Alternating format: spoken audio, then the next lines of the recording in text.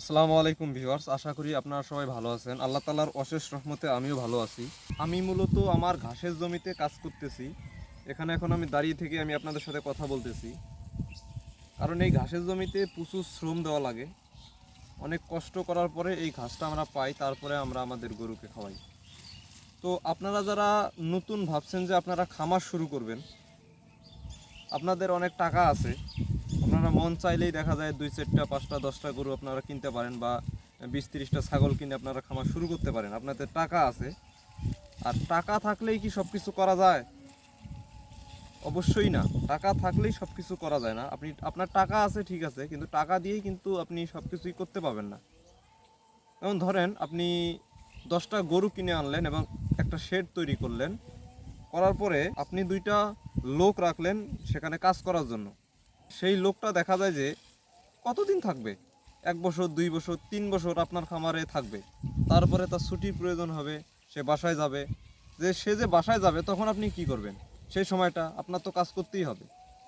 তারপরে দেখা যায় যে আপনি গরুর খামার শুরু করতে চাইতেছেন, দেখা যায় যে আপনার কোনো ট্রেনিং নাই বা সাধারণ কোনো ধারণা নাই যে গরুর রোগ হলে আপনি কি করবেন, কি ট্রিটমেন্ট দিবেন, এই সম্বন্ধে আপনার কিছু ধারণা নাই। আপনি ডাক্তারের বা ভেটেরিনারি সার্জনের পরামর্শ কতক্ষণ নেবেন?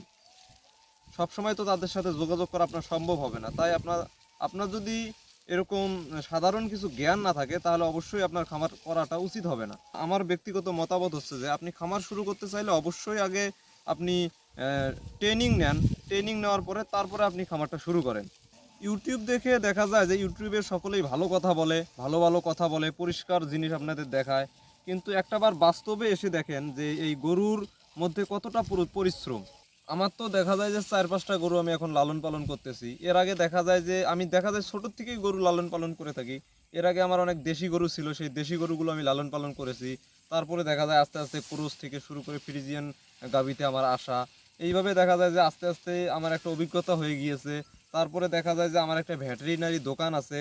সেখান থেকে দেখা যায় যে দিন শেষে কোম্পানির কিছু লোক আসে এবং তারা বসে, কিছু ডাক্তার এসে বসে।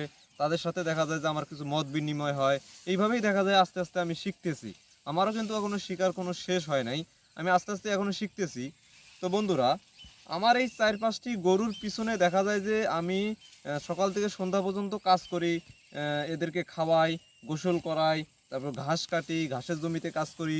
দেখা যায় যে আমি এই 4-5টা গরুর পিছনে যে শ্রমটা দেই, আমার বাইরে যাওয়ার মতো কোনো সময়ই হয় না। তো আমি যে কোথাও ঘুরতে যাব, সেই সময়টাই দেখা যায় যে আমি পাই না, এত পরিশ্রম করা লাগে।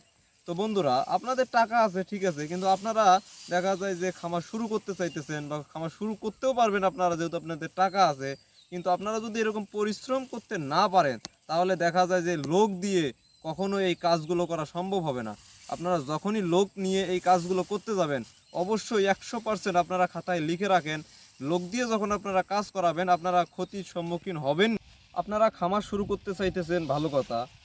তো আপনি জানেন না যে আপনার গরুকে কখন কৃমিনাশক ওষুধ খাওয়াতে হবে, কখন ভিটামিন দিতে হবে, কখন লিভার টনিক দিতে হবে, কখন ক্যালসিয়াম দিতে হবে। তারপরে গর্ভবতী গাভীর কিভাবে আপনারা যত্ন নেবেন, তারপরে ফ্যাটেনিং গরুর কিভাবে আপনারা যত্ন নেবেন, এই বিষয়গুলো আপনারা জানেন না। আপনারা খামার শুরু করতে চাইতেছেন। আপনারা যদি এই অবস্থায় না জেনে যদি খামারটা শুরু করেন, তাহলে দেখা যায় যে এক সময় আপনার খামারে ধস নামবে এবং আপনি বড় লসের সম্মুখীন হবেন। তাই বলি, আপনার যদি খামার শুরু করতে চান, তাহলে অবশ্যই আপনি একটা ট্রেনিং নেন। ট্রেনিং নেওয়ার পরে তারপরে আপনি খামার শুরু করেন। এটা আপনার জন্য সবচেয়ে ভালো হবে।